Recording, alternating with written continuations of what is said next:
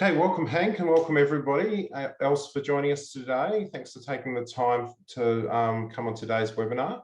We're going to be discussing franchising small businesses and the law with our very special guest, Mr. Hank Spier, as ALNA's legal specialist.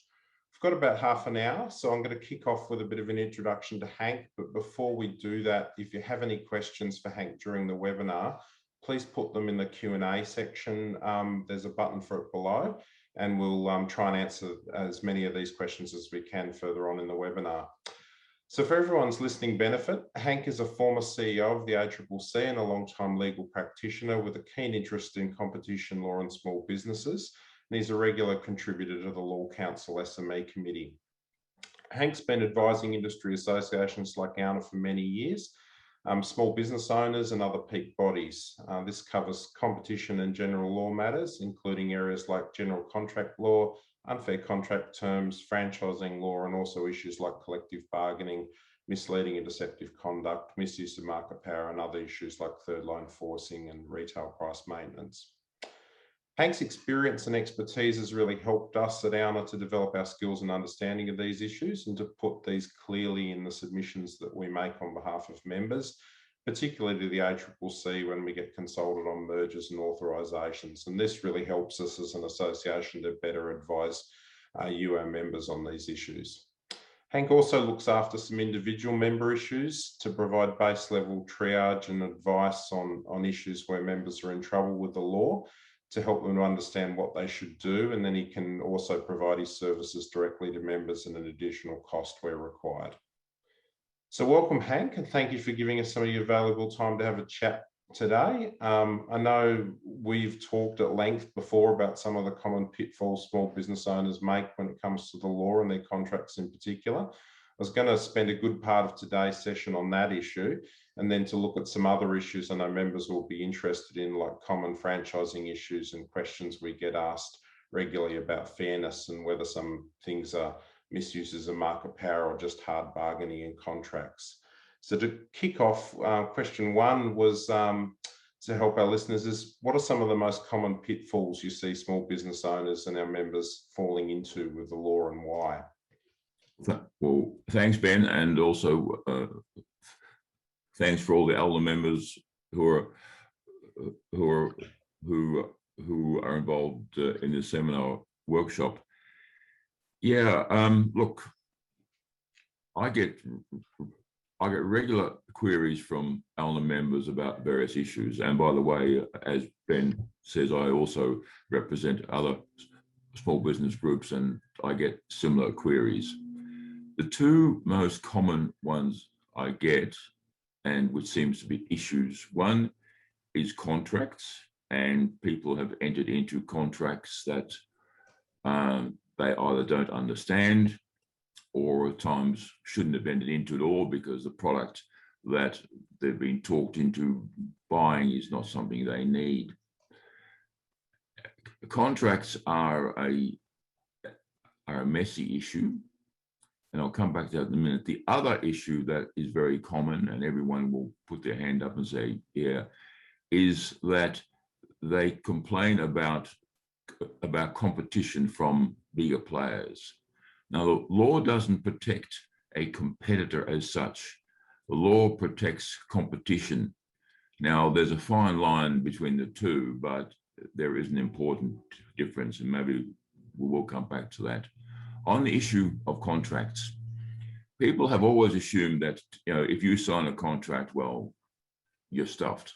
You've signed it and you have to live with it. There's a little bit of truth in that, but the law over years has changed. But still, it's better to seek advice on contracts than try to fix things after the event.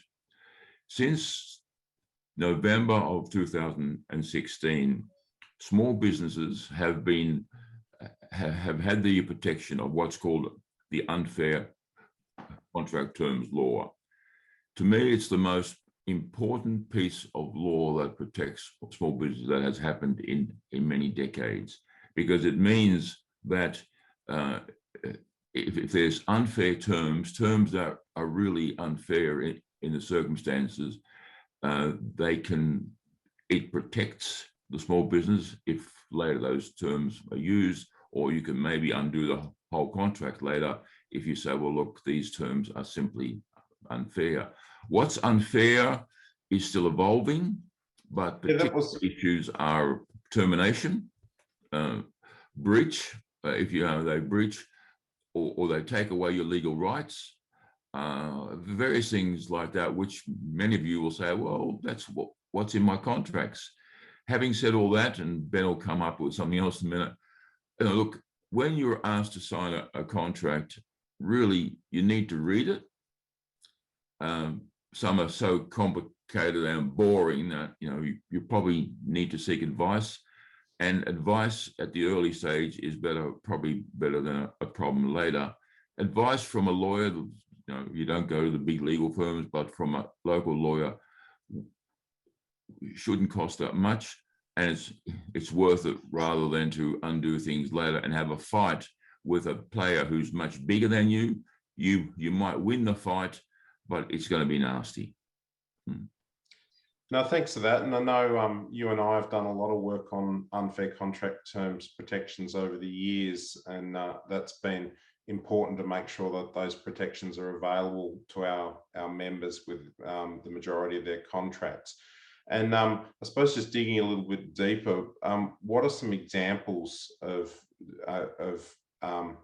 what an unfair contract term looks like, and are there any penalties for using them? And what can a small business owner actually do if the contract has an unfair term or they think it's got an unfair term? Well, if they think it's got an unfair term, and of course unfair can mean all kinds of things, but you have to look at it in the circumstances. I mean, they can, if they think a term's unfair, go and see a lawyer, a complaint to Ben, who'll flick it on to me, or generally see what you can do about it. Talk to the person who the contract, the other party, they may be prepared to change the contract. But particularly issues, I'll give you one particular issue which is common, and that's a rollover, where you enter into a contract and it says you sign up for a year, but then in the contract terms, there's also, if you don't terminate the contract or give notice of termination 3 months beforehand, written termination, then it rolls over for another 2 or 3 years. Now, that has in many instances been deemed to be simply unfair. That's really interesting, because I actually already had a question from a member that I was going to ask you later on exactly that, on that issue of entering into a contract for say 12 months and then not realizing that if you didn't give notice, so making the assumption that if that contract just ran its course, that would be it, and not understanding that you need to give notice in order to close it off. Well, it will depend upon the facts, because what's unfair, it depends upon the facts. And a rollover, look, if it's a rollover for, say, you've entered into a year contract and there's a further rollover for another year, whether that's unfair is arguable. And frankly, I would argue it's unfair if I was arguing on behalf of an ALNA member, but it's arguable whether that's unfair, particularly if the contract wasn't too complicated and it was quite clear that there was this rollover. But if the rollovers for 2, 3, 4 years, I mean, ones we looked at some years ago were on the ATM machines, where the rollovers was something like 3 or 4 years. Now, that's fundamentally, I mean, even and the ACCC considered this too and said that was unfair. So unfair, you have to look at the facts. 1 year, 2 or 3 is probably unfair. But again,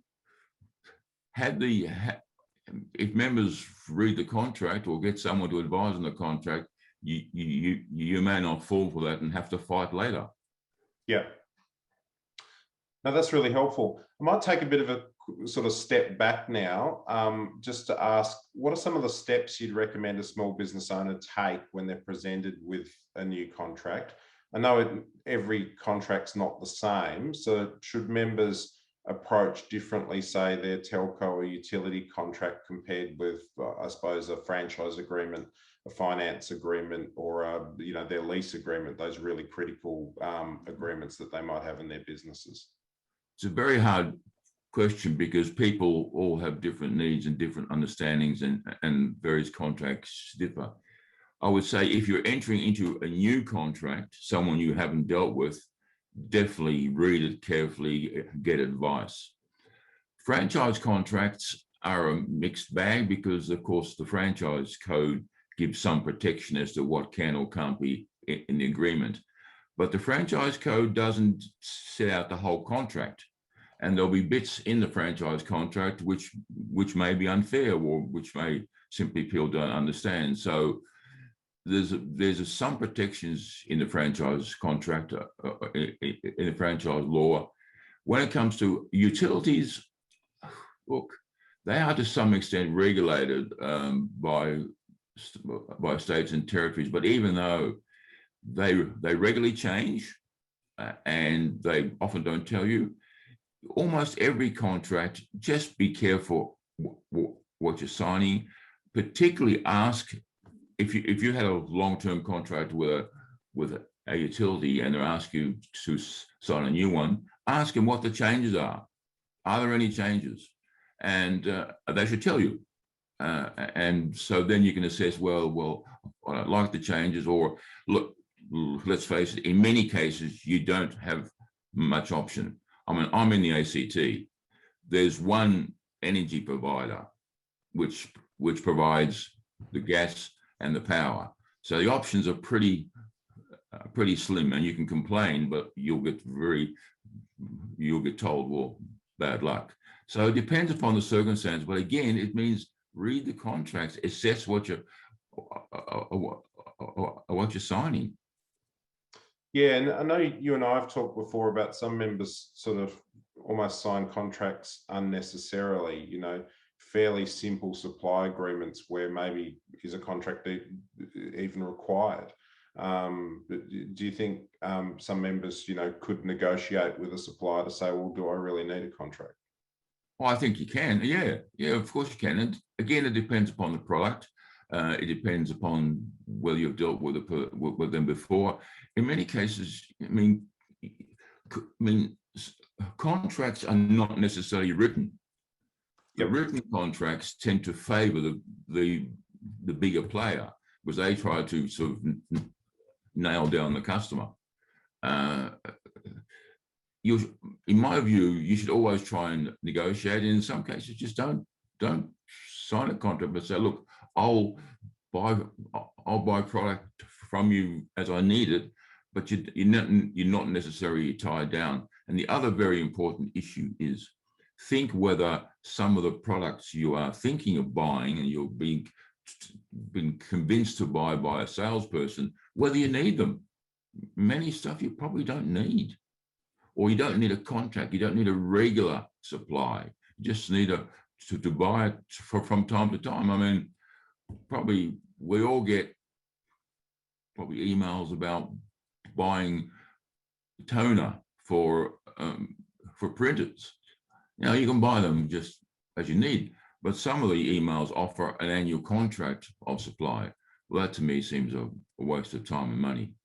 Yep. No, that's really helpful. And the other question I was going to ask you is what sort of advisors should small businesses have? For example, I'm pretty sure every one of our members has an accountant, but should they have a relationship with a local lawyer? Because I suppose what we find is generally when we have legal issues with members, it's because they either haven't read the contract before they've signed it or understood it. Is it worth having that relationship with a local lawyer to look at your contracts? Look, I think it is. But on the other hand, the answer is yes. But it also may depend on your accountant. your accountant might be pretty smart and a bit of a bush lawyer, and they may be just as helpful as a local lawyer.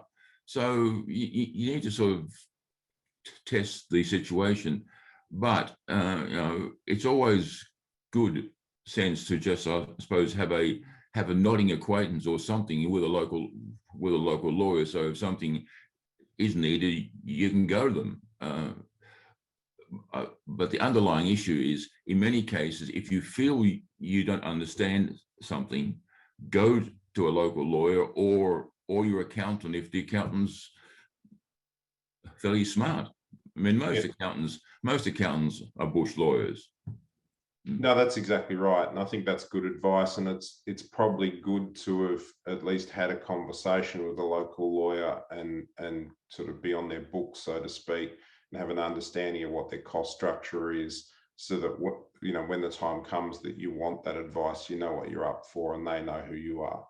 And look, it shouldn't cost that much. I mean, I can't say what all lawyers charge, but some quick advice, or like reading a contract, shouldn't cost that much. If you get into issues like litigation and whatnot, yeah, well, it'll cost. Obviously, you try to avoid that. Oh, yeah. I suppose, just building on that, another question I had is because, like, a lot of the contracts that our members get are standard form. Yep. And I think there's a general assumption that you kind of can't negotiate. What are your views on that? Do you think that with standard form contracts, that if there's a clause here or there that you feel strongly about, that you can negotiate? Well, look, I'd always try and negotiate. Whether you can is really up to the other party, and in many cases, you just can't negotiate. I always remember a discussion I had with a very large beer company who also owned hotels. You probably pick who that is, and who also wanted a TV for the races, to get the races. And I went to them and said, are you able to negotiate on the contracts for the broadcasting of the horse races? And they just said, no, we can't. We tried. Yet they're one of the biggest companies in Australia. They had no option at all. So if they can't, others can't. But it's always worth a try. And in some cases, look, it'll work. Yeah, and obviously, ALNA from time to time gets the opportunity to comment on new contracts with larger suppliers, and certainly we do that with you. We get you to look through them and we make our various comments. And often those things are taken up, but generally speaking, those larger contracts, as you say, are fairly one-sided. So it's important that members, have read them and understand what they're actually, what they're agreeing to. I might move on to franchising now. Can you share with us what are some of the common themes and issues that members raise with you about their franchise agreements? Well, frankly, something what just talked about earlier, some unfair contract terms is one of the main issues. Yep.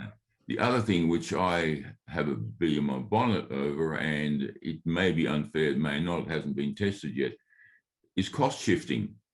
It seems to me the franchise agreements in many cases shift costs, Right. Which to me is unfair. You're often not told up front, although the contract says it may happen, but it doesn't.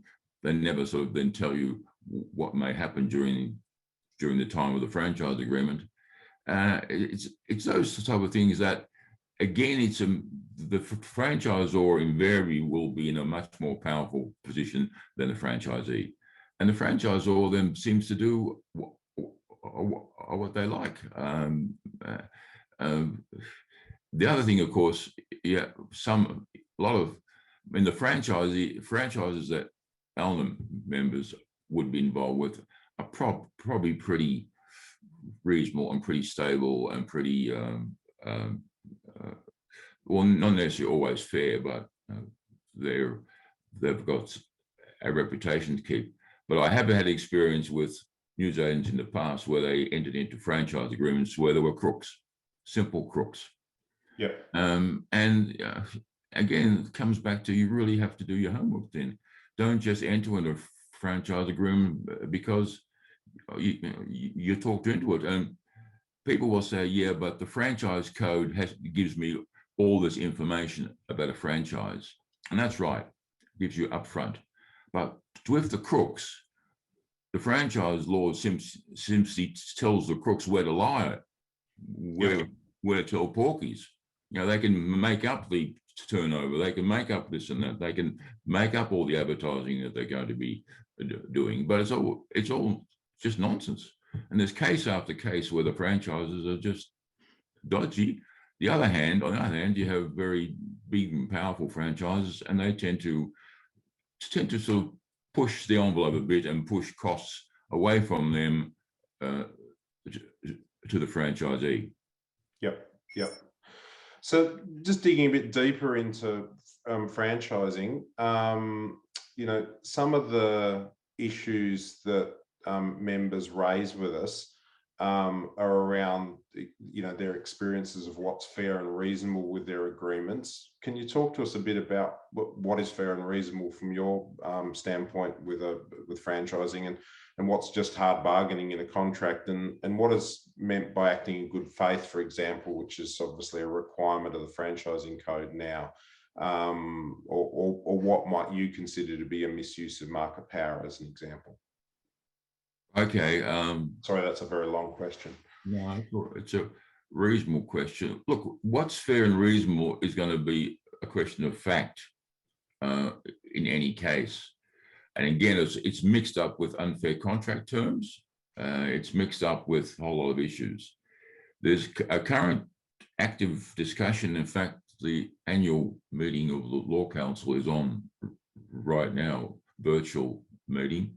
And one of the issues being discussed by the ACCC and pushed heavily by the ACCC is not just have unfair contract terms, but unfair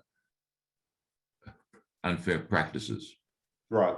And they're really pushing this hard with the government to allow to amend the law to have unfair practices. And that is to some extent franchisors pushing the envelope too far. Other things like that. You mentioned misuse of market power. Now the government wouldn't like to hear me say that, nor the ACCC, but the misuse of market power in the law is of no use at all to small business, because it says someone with a lot of market power cannot use that power to substantially lessen competition in a market in Australia. Substantially lessen competition is an unbelievably hard issue to prove, and it's competition in a market and not for a competitor. So if you think you're being screwed by someone big and it's hurting you and it's damaging you in a competitive term, that may not be substantial lessening competition in a market. And that market might be a town, it might be a state, it might be Australia, it might be the world. Yeah. What the market is. So it's a very high bar.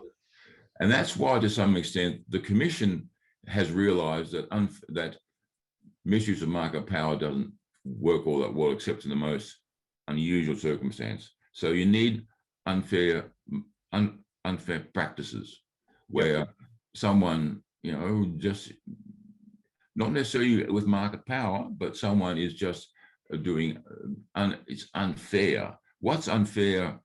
Look, there's no definition, but it's really what's commercially unacceptable. Yeah. And I think that's where unfair contract terms has probably helped a lot, but having a clearer definition of unfair practices would also be more effective. Look, and unfair contract terms, I'll come back to that, but it's unbelievably important. There's a very recent case out of the federal court brought by ASIC against the Bank of Queensland. Yep. Now, that case has wiped all the Bank of Queensland's small business finance contracts. And we saw that when unfair contract terms came in, none of the banks had actually updated any of their loan agreements to bring in UCTs. And unfortunately, the federal ombudsman at the time brought it to their attention, and they very quickly acted. But that's why it's important to have an ombudsman.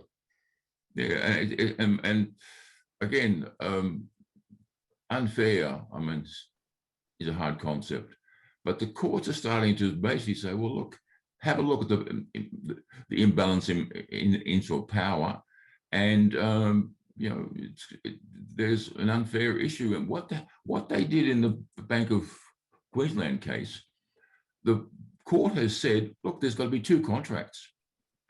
There's going to be one that you can screw them to heart's content, a contract with, say, BHP. Yeah. When it comes to a small business person, you have to have a different contract with different terms, and they've got to be fair. Whereas with BHP, they can be unfair as you like. Yep. Yep. Understand. So we've got quite a few questions from members, which is great. The first one was, what are your views on directors' guarantees? Ooh. My personal view is don't. Yep. Don't. It can be hard to get out. That at times you may have to balance your commercial needs, etc. But my personal view is don't. Yep. But often it's a non-negotiable. Yeah, again, look, everything's negotiable in the commercial world. But I've got one case now, which is a rather messy case with a member having a fight over a product. And there's two contracts. There's the contract for the supply of the product, and there's a finance contract. And the finance contract involves a director's guarantee. And, you know, that's going to be hard to get out of. Yeah. Yeah. Not impossible, but difficult. But difficult. So we've got another one here. In some cases, newsagents haven't signed a contract in many years. But the supplier states if you accept supply, that accepting terms and conditions, therefore, as good as a signed contract. Is this the case? Yeah. Yes. And that's where you really have to think, well, I need a written contract in that case, because, you know, what are the terms and conditions? Are they the ones that you initially signed up for, or have they changed them? Yep. So that's where you may need a written contract. Again, depends upon the person and whether you trust them, whether you have some dealings with them, particularly in, say, a small town. You may have a good relationship with your landlord, say. But in other cases, you know, make sure things are tied down. But yeah, if you simply act as if the contract's still ongoing, well, yeah, there's still a contract. Yep. There's another one here asking, in your experience, has any member that you've dealt with been successful in changing terms in large franchise agreements? It's a hard one, because they normally, ALNA, well, yes, we have, but normally ALNA looks at them in a collective way with the bigger franchisors, franchisors, and then it gets some change. Look, I've changed one in some quite dramatically, actually, in small franchises, but the bigger ones, they really go through ALNA and ALDA. Then I have put to Ben, and then there are changes, but, you know, there's changes in changes. There's important changes, and then there's fundamental changes. And the fundamental changes, I think the franchisor normally digs in. Yeah, I mean, I've seen a few members get some very minor things, and obviously when we review them, we give a lot of detailed feedback. Obviously, we collectively bargain sometimes on some of those terms, but it's a fairly one-sided affair, as we all know. So but it's really important, the work that you do to look at those contracts and to advise members on, you know, what they're actually signing. So I've got a few more questions. Is a landlord charging variable outgoings cost shifting? Why or why not? Yeah, it is cost shifting, in my view. I'm not aware of any case where that's been successful yet, but at the end of the pandemic, there might be some cases where that'll be run and it might be successful. Yep. But it is cost shifting. But by the way, I'm not aware of any case where the cost shifting argument's won. But I think cases will come up, and I think the cost shifting argument will be successful because it's just cost shifting. I suppose part of the problem is the whole world is cost shifting. Yep. State governments cost shift to the federal, local to the state. Cost shifting is part of our society, and a lot of it's damn unfair.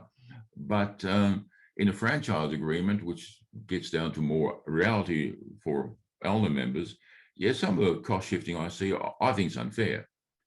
Yeah. But you may not want to challenge it because it may undermine your whole franchise agreement. Yeah. You may lose it. Yeah, and look, I mean, obviously, our members try to shift costs to their customers where they can as well, but it's that becomes more difficult if your prices are set.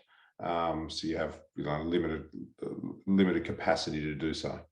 Cost shifting to customers is very hard. And competitive landscape depends upon, some can do it, but if your main competitor is also you're a supplier, in many cases, cost shifting is almost impossible. That's right. The consumer, because they're supplying the consumer.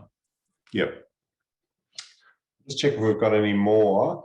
There was a question about if you can't negotiate changes to a contract, is that unconscionable that you can't do that, or is it just hard bargaining, I suppose is the question. It's hard bargaining because the contract, the person who's offering the contract doesn't have to deal with you. There's no law that says you must deal with everyone. They just say, well, okay, there's the terms. This is where collective bargaining often comes in, where the trade association or a group of traders then get together and sort of try to do a better deal with the supplier. It may be unconscionable in certain circumstances, but it'll be pretty rare. Yep. It's almost where the product is so important, and what you're seeking to negotiate is also pretty important. And it's like if there's no change, it means it's not there's no profit in the contract at all, but you need the product, you have to have it. That may be unconscionable. Okay, now I know we're on time. I've got a couple more questions. Are you happy just to keep going with a couple more? Sure. So another question was, can I get out of a contract if I think the other party has misrepresented or didn't disclose all of the relevant information about the contract to them before signing, or is it buyer beware? No, it's certainly a cause of action to try and get out of it. My only comment was, it's not going to be by agreement. The other side probably won't say, oh, sure, you can walk away. So it'll be a fight. Yep. But, fights often may be worth having, and depends the amount of money, because in most jurisdictions, you can go to whether depending a QCAT or NCAT or ACAT or VCAT, where it's fairly low cost way of having a dispute sort of resolved or adjudicated. So it's certainly it's worth a fight in many cases. But if it's worth a lot of money and you have to end up in the state Supreme Court, yeah, well, good luck. Yeah, that was actually going to be one of my final questions, was around QCAT and VCAT and so on. I mean, obviously there are mediation services often available. Is with VCAT and QCAT, do you need a lawyer to represent you, or No. you simply take your issue there? What does it cost, roughly? What's your experience of that?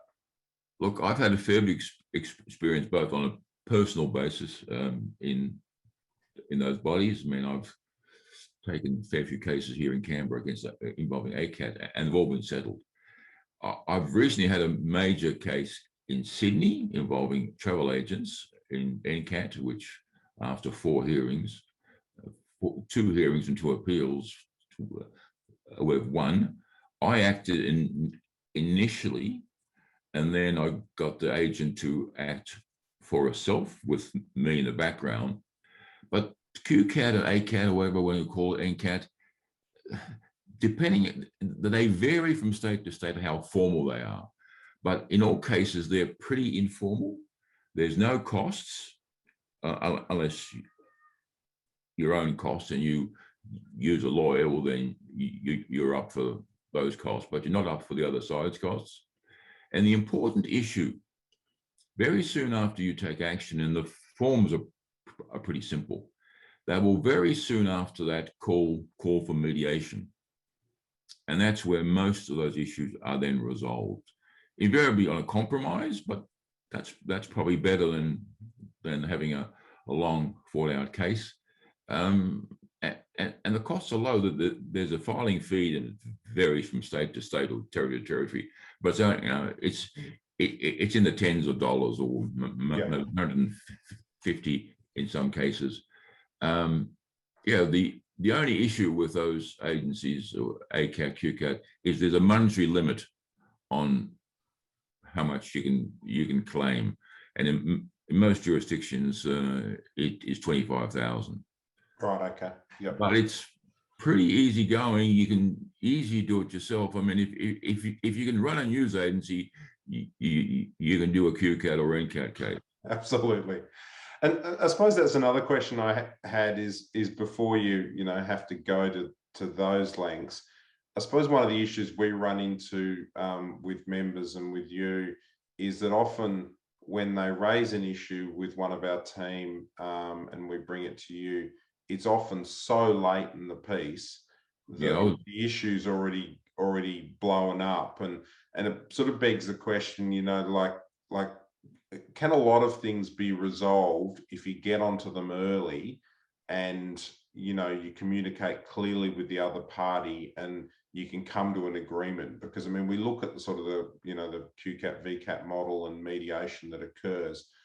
Often the same outcome could probably be achieved by just getting onto the issue early instead of putting your head in the sand and finding a reasonable solution. What are your thoughts?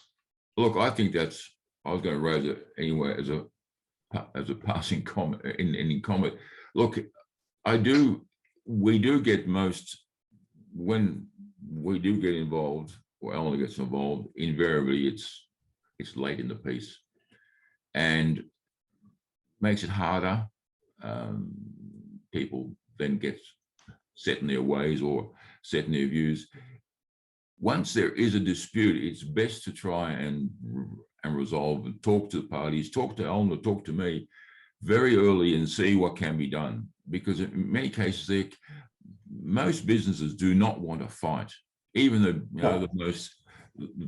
most aggressive franchisor or supplier, they don't want to fight.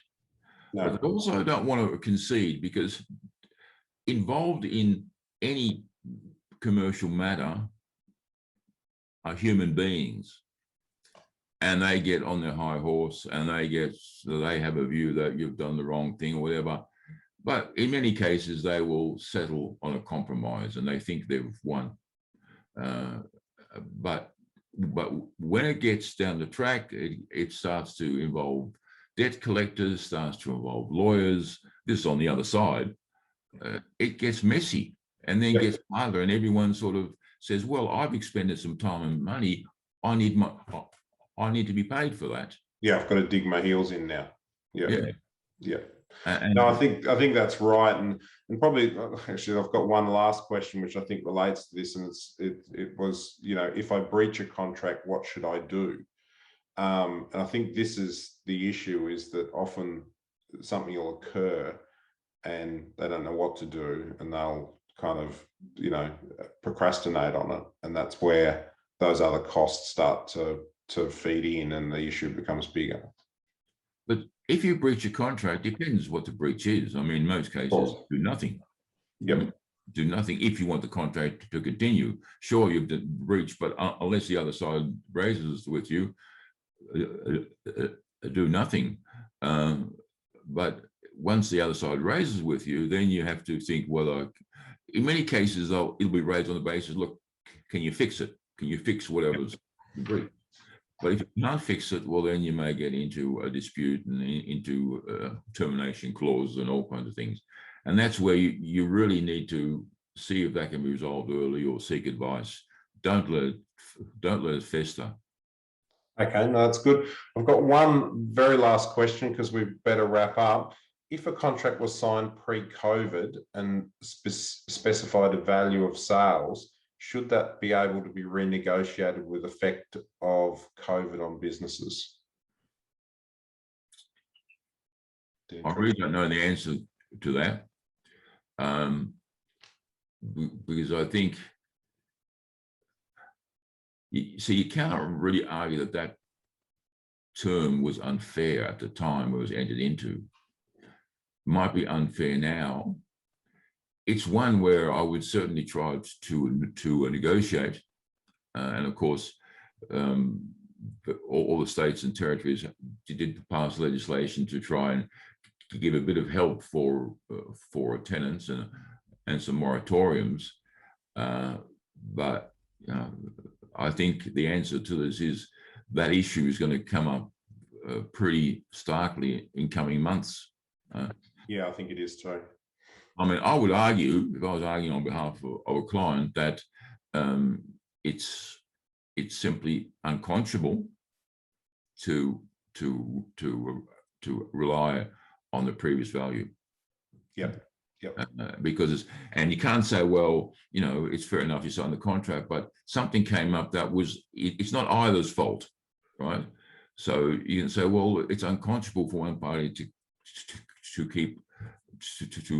hang on to the previous evaluation. See, there's another thing briefly, and I don't want to complicate people in the law. There's a thing called the Frustrated Contracts Act, which I hadn't heard of until a couple of years ago, but when something like a pandemic comes up, the contracts can simply be set aside. So is this like we used to have force majeure clauses in a lot of contracts, but they've been sort of pushed to one side? Is that the same or not? A little bit. I mean, there's the Frustrated Contracts Act operates not everywhere, but operates in New South Wales, Victoria, and South Australia. And it basically says if something happens, like the pandemic, which is not either's fault, the contract can be set aside. Right? And it also says, well, but there can be a little bit of compensation if someone has spent a bit of money, but it's got to be reasonable compensation. Assuming someone has paid money, then they can get some of that back, but not a lot. But the issue is the contract can be set aside. Yeah, okay. And is.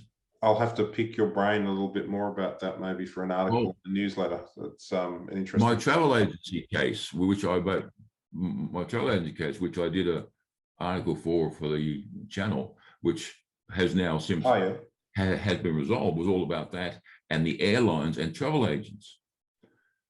It was argued by a consumer that the contract was frustrated, and the travel agent then had to compensate the consumer. Yep. Travel agent saying, well, I don't have the money. The money went straight to the airline. But NCAT twice said, no, the travel agents are got to pay, which is grossly unfair. Anyway, we appealed twice. Anyway, the final outcome is that the travel agent doesn't have to pay, but probably the airlines do. But unfortunately, this consumer didn't take action against the airline, only took action against the travel agent. Of course. Yeah. But it's potentially, with travel agents, it kills them. Oh, totally. Yeah. Because they don't have the money. Massive issue. Yep. No, of course they don't. Okay, that's been really good. I hope everybody got a lot out of it. I certainly learned a few things, and be keen to get you on again sometime in a couple of months, Hank, and talk about a few other issues if you wouldn't mind. Sure.